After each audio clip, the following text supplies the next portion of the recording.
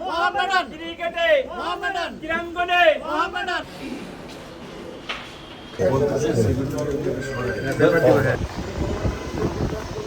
Dhaka premier লিগের তারকাদের হাট।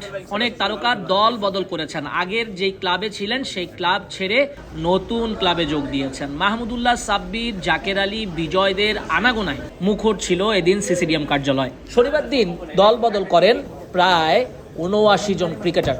সৈয়দ খালেদ আহমেদরা প্রাইম ব্যাংক ছেড়ে গেছেন আবাহনীতে। সাব্বির রহমান রুম্মান এবার খেলবেন আবাহনীতে। গত বছর ছিলেন পার্টেক্স স্পোর্টিং ক্লাবে। জাকের আলী অনেক লিজেন্ডস অফ রূপগঞ্জ ছেড়ে নাম লিখিয়েছেন আবাহনীতে। এছাড়া আবাহনীতে রয়েছেন মারুফ মৃধা, মাহিদুল ইসলাম অঙ্কন, সৌম্য সরকার সহ আরও বেশ কিছু উদীয়মান ক্রিকেটার। এছাড়া অগ্রণী ব্যাংকে এবার গেছেন নাসির হোসেন, মাহফিজুল ইসলাম রবিন, তোফায়েল আহমেদ রায়হানদের মতো ক্রিকেটাররা। বসুন্ধরা স্ট্রাইকার্সের হয়ে খেলবেন রুয়েল মিয়া, নাহিদুল ইসলামরা। এনামুল হক বিজয় গাজী গ্রুপ ক্রিকেটার্স থেকে এবার গেছেন মোহামেডান ক্লাবে।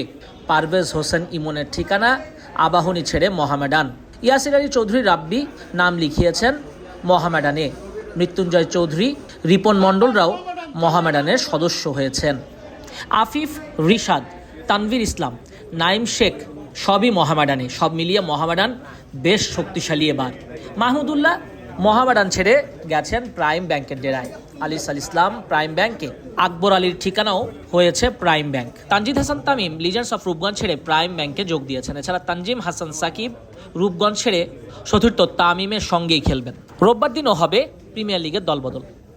আমার মনে হয় ক্রেডিট গোস টু তামিম, কারণ ও আসলো এবং এই ইনিশিয়েটিভটা নিল। এবং সবচেয়ে বড় কথা হচ্ছে যে দিন শেষে ক্রিকেটাররা, অবশ্যই এটা আমাদের অন্যতম বড় একটা আর্নিং সোর্স, বাট দিন শেষে ক্রিকেটাররা সবসময় মাঠে থাকতে চায়, মাঠে খেলতে চায়। এটা এর চেয়ে বড় কিছু হতে পারে না। ব্যাপারটা কনসেপ্টটা কিন্তু সরি ব্যাপারটা এরকম না, মানে আমি যে কিছু করিনি সেই জিনিসটা অ্যাপোলজি করা বা সেটা সামাজিক মাধ্যমে তুলে ধরা এবং আমাকে এই জিনিসটাকে বলা যে ব্যাপারটাকে এইভাবে না এইভাবে ডিসক্রাইব করা হয়েছে। নাজমুস সাকিব, কালবেলা।